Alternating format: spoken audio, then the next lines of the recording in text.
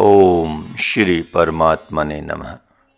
जगत को शीतलता प्रदान करने वाले भगवान यदुनाथ ही एकमात्र उन सब के हृदय में पृथक पृथक होकर शोभा दे रहे हैं। वे मानो कह रहे हों कि हे तात, तुम शोक संताप न करो। इस जगत में ऐसा कौन है जो तुम्हें और मुझे मार सकता है। जीवात्मा के ये सारे के सारे शरीर नाशवान कहे गए हैं, किंतु जीवात्मा अप्रमेय एवं नित्य है। अतः मृत्यु को कैसे प्राप्त हो सकता है। यह नाश रहित मंगलमय गुणों का समूह है और वही अविनाशी तुम हो। अतः युद्ध करो। ऐसा सुनकर महात्मा अर्जुन ने पूछा कि हे कृपालु प्रभु, यह तो समस्त जगत को पता है कि मेरे पितामह अपनी इच्छा के बिना मर ही नहीं सकते। अतः आप ऐसा कैसे कह सकते हैं कि जीवात्मा के सारे शरीर नाशवान हैं, और आपके मन में यह धारणा कैसे हो गई है कि मेरे पितामह भी मरेंगे।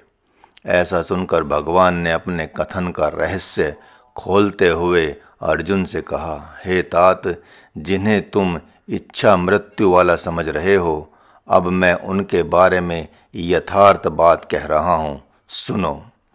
वे इसी कामना से युद्ध भूमि में आए हुए हैं कि भगवान के सम्मुख उनके चरणों में प्रेम करते हुए पापों का प्रायश्चित करके शरीर का त्याग करूं। यदि तुम्हें मुझ पर विश्वास नहीं है तो जाकर उन्हीं से पूछ लो, तुम्हारा भ्रम मिट जाएगा। इस समय यहाँ उपस्थित सभी वीर मन ही मन जान रहे हैं कि हम इस रणभूमि में निश्चित ही मृत्यु को प्राप्त हो जाएंगे और इस नाशवान शरीर को त्याग कर सहज ही देवलोक में जाकर अत्यंत सुखपूर्वक वास करेंगे। लेकिन तुम पांचों और कुछ अन्य वीरों का शरीर इस युद्ध में शेष बचा रह जाएगा। इसलिए हे धैर्यवान, धैर्य धारण करो, क्योंकि तुम्हारा शरीर, वैभव, राज्य और स्वम तुम सब मेरे हो गए हैं तथा तुम्हें मुझसे ही स्नेह हो गया है। इसलिए तुम्हारे शरीर का नाश कोई नहीं कर सकता, भले ही भगवान शंकर एवं ब्रह्मा जी क्यों न हो। युद्ध उपरांत राजा धृतराष्ट्र भी घर पर नहीं रहेंगे, जिन पर तुम्हारे मन में पिता के समान प्रेम है। तब वे वन में जाकर सच्चिदानंद घन परमात्मा का स्मरण करते हुए तप करेंगे तथा कुछ समय के उपरांत शरीर छोड़कर वहां चले जाएंगे, जहां परम आनंद ही आनंद है। हे गुडाकेश, मन, बुद्धि और चित्त आदि भी सूक्ष्म शरीर ही हैं, जो सबके सब ज्ञान होते ही नाश को प्राप्त हो जाते हैं। यथार्थ तो यह है कि योगियों के मतानुसार शरीर के 7 आवरण जो जीव के घेरे हैं, वे भी शरीर के साथ ही नष्ट हो जाते हैं, किंतु जीवात्मा अप्रमेय और नित्य कहा जाता है। शरीर रूपी घड़े के फूटने पर भी वह आकाश की तरह नष्ट नहीं होता।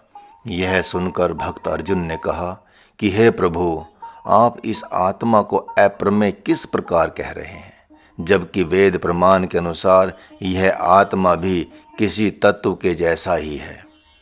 महात्मा अर्जुन के वचनों को सुनते ही भगवान यदुकुल शिरोमणि ने अति प्रसन्नतापूर्वक व हंसते हुए उनसे कहा, हे तात, तुम्हारे शरीर जैसा तो जगत में ब्रह्मा, विष्णु, महेश तथा देवगण आदि में से किसी का भी शरीर नहीं है।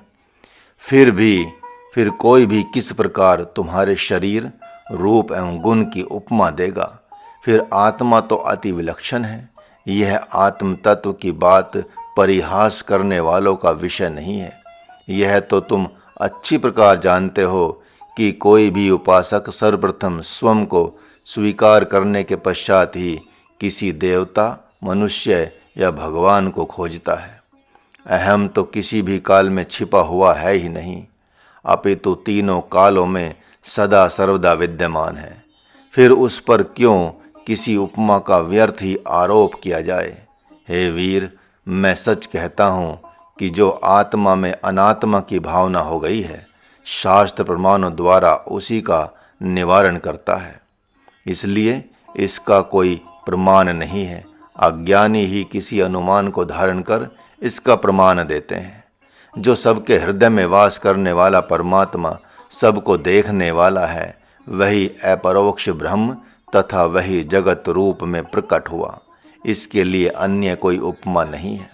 हे बुद्धिमान, तुम वही सम शांत रूप वाले हो, ऐसा हृदय में समझो।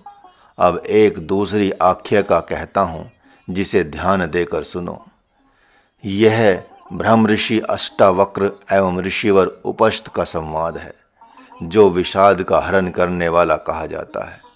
राजऋषि जनक की सभा में नित्य प्रति भगवत चर्चा हुआ करती थी, जो साधकों एवं भक्तों के भ्रम का निवारण करने वाली थी। एक बार वहां उपस्थ मुनि भी आए हुए थे। प्रसंगवश उन्होंने याज्ञवल्क्य मुनि से कहा, हे मुनिवर, अपरोक्ष ब्रह्म कैसा है तथा वह सर्वांतर सबके हृदय में कैसे वास करता है, इसे आप विधिवत बताएं।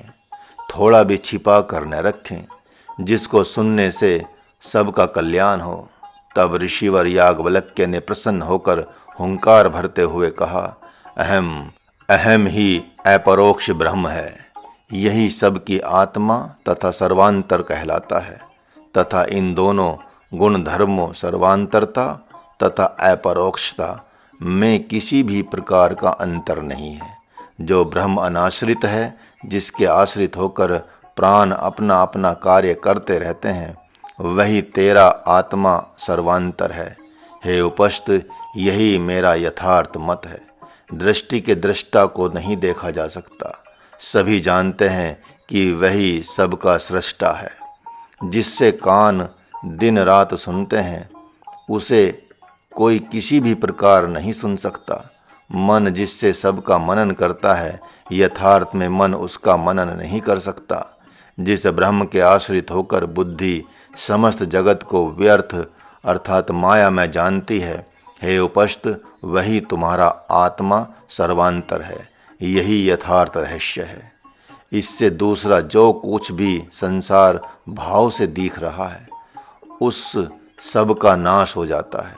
इस प्रकार अपरोक्ष एवं सर्वांतर ब्रह्म का स्वरूप सुनकर जब उपस्थ मुनि संतुष्ट होकर बैठ गए, तो कहोल मुनि उठकर बोले, हे याज्ञवल्क्य, आप परम विवेकी हैं, अतः आप उस ब्रह्म का वर्णन करें जो समस्त जगत का आधार है।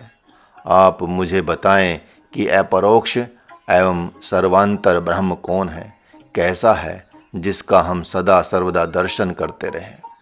ब्रह्म ऋषि याज्ञवल्क्य ने कहा कि हे कहोल, अब आप पुनः ध्यान देकर उसके स्वरूप को सुने। वह न अगुण है, न सगुण है, न सुंदर है, न कुरूप है। वह भूख प्यास, शोक मोह, जन्म मरण एवं क्रोध आदि विकारों से परे है। वही अपरोक्ष ब्रह्म सर्वांतर है, जिसकी ज्ञानी पुरुष निरंतर पुत्रेष्णा, वित्तेष्णा और लोकेष्णा का त्याग कर परिव्राजक होकर वैराग्य पूर्वक खोज करते रहते हैं। हे कहोल, इतना जान लें कि जो पुत्र की इच्छा है, वही धन की इच्छा कहलाती है, तथा यथार्थ में वही मान सम्मान की कामना भी है। उसी कामना का त्याग कर ज्ञानी जन यथार्थ ज्ञान की कामना करते हैं, जो जगत में ब्रह्म ज्ञान से विख्यात है।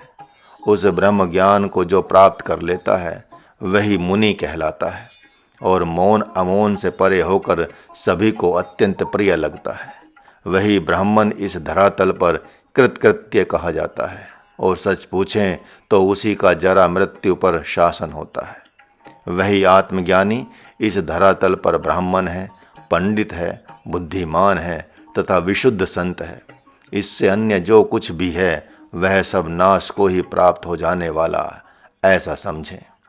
हे वीर, ब्रह्म ऋषि याज्ञवल्क्य के द्वारा ऐसा सुनकर मुनि कहोल अति संतुष्ट हो गए।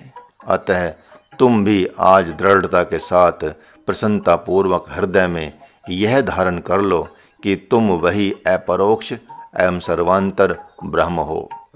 इधर राजा धृतराष्ट्र संजय से कहते हैं कि संजय, ये मधुसूदन अर्जुन को बार बार युद्ध के लिए क्यों उकसा रहे हैं, जबकि इनके मन के साथ साथ समस्त जगत के मन की बात हो रही है, तब ऐसी विरुद्ध बात क्यों कर रहे हैं?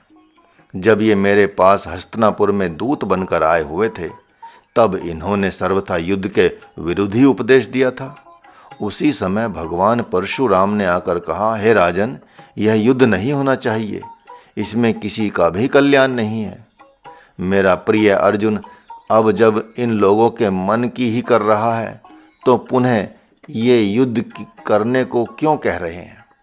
जब इन्हें सारे जगत की चिंता है, तो शास्त्रीय मार्ग तो इसी प्रकार की नीति कहता है कि यदि एक पुरुष का वध करने से गांव की रक्षा होती है, तो उस एक का वध कर देने में ही कल्याण है। उसी प्रकार एक गांव को जलाने से यदि समस्त प्रदेश का कल्याण होता है, तो उस गांव को जला देना चाहिए। वैसे ही यदि राष्ट्र का कल्याण होता, तो प्रदेश का बलिदान कर देना चाहिए। उसी प्रकार यदि स्वयं का प्राण बचता, तो देश का परित्याग कर देना चाहिए। इस धर्म से तो यदि पांडव वन में वास करते हैं, तो वे वहाँ भी अपने सत्कर्मों के कारण सुखी ही रहेंगे। इस प्रकार उनके द्वारा जगत को छोड़ देने से सारा काम वैसे ही बन जाएगा, जैसे सांप भी मर जाए और लाठी भी न टूटे। हरि ओम।